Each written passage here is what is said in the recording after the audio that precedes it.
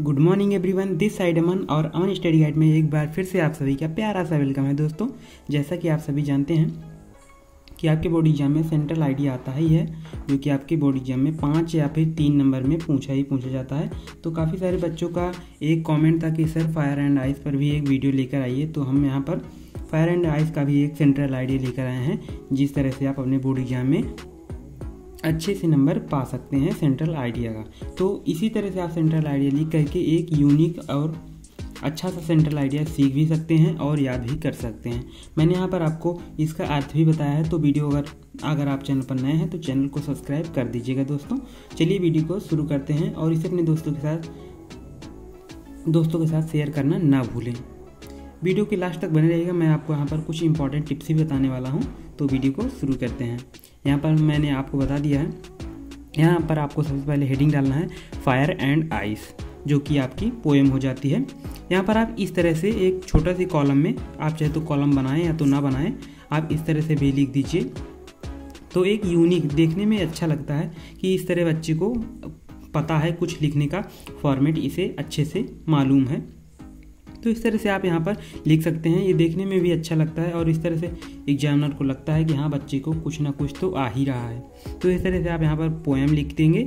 जिस पोएम का आपको सेंट्रल आइडिया लिखना है उस पोएम को यहाँ पर आप लिख देंगे और उस पोएम के जो पोएट होंगे उनका नाम भी वहाँ पर नीचे लिख देना है। तो इस तरह से 1 नंबर आपका यहाँ पर पक्का ही हो जाता है।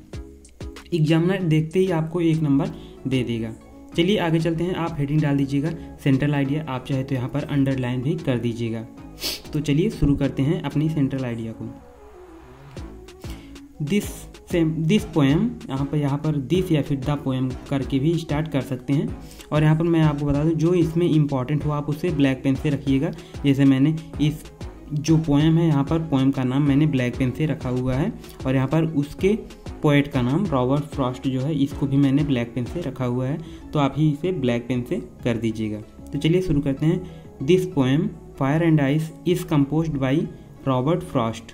दिस माने यह, पोएम माने कविता, Fire and Ice is composed by Robert Frost. Composed का मतलब होता है यहाँ पर रचित, यानी कि यह कविता रॉबर्ट फ्रॉस्ट द्वारा रचित है।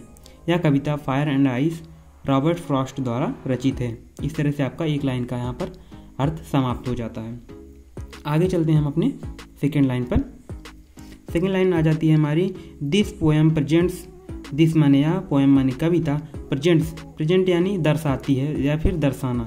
This poem present the difference between, difference यानी अंतर को। यह पोएम या कविता दर्शाती है difference between fire and ice. यह कविता डिफरेंस यानी अंतर को, बिटवीन फायर एंड आइस के बीच के अंतर को दर्शाती है। यहाँ पर पूरी लाइन का अर्थ हो जाएगा, यह कविता आग और बर्फ के बीच के अंतर को दर्शाती है। फायर का मतलब आग होता है और आइस का मतलब अर्थ होता है।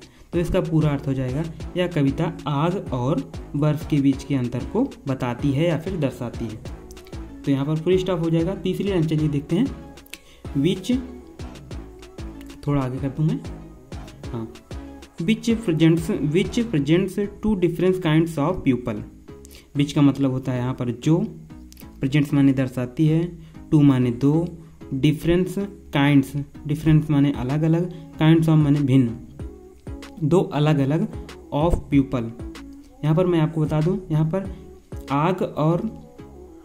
पर आग और बर्फ को 2 लोगों को मान करके यहाँ पर बताया गया है कि मान लीजिए एक व्यक्ति यहाँ पर आग हो जाता है और एक व्यक्ति यहाँ पर बर्फ हो जाता है। तो यही पर इस लाइन में यही बताया गया है कि which presents 2 different kinds of people, यानी कि जो कि 2 अलग अलग प्रकार के लोगों को दर्शाती है। यहाँ पर फायर एंड आइस जो है वो 2 अलग अलग प्रकार के लोगों को दर्शाती है।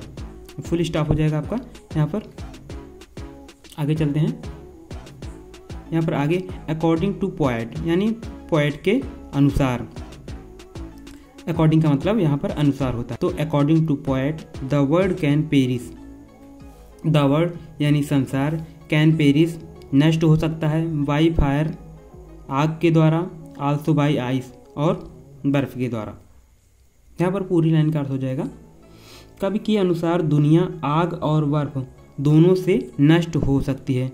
यहाँ पर कैन लिखा हुआ था ना, कैन, कैन का मतलब सकना होता है। तो यहाँ पर कवि के अनुसार दुनिया आग और बर्फ दोनों से भी नष्ट हो सकती है। यहाँ पर आपका इस लाइन का अर्थ समाप्त हो गया, फुल स्टॉप लग गया। चलिए आगे चलते हैं। आगे हो गया हमारा द पोएट फील्स। यहाँ पर कवि, फील का मतलब होता है महसूस करना। The poet feel that the eyes of hatred, यहाँ पर आपको दिखाई दे रहा होगा, the poet feels that the eyes of hatred and fire of desire are very powerful. यही मैं आपको दिखा दूँ, एक मिनट, आपको दिखाई दे रहा होगा। The poet that the eyes of hatred and fire of desire are very powerful.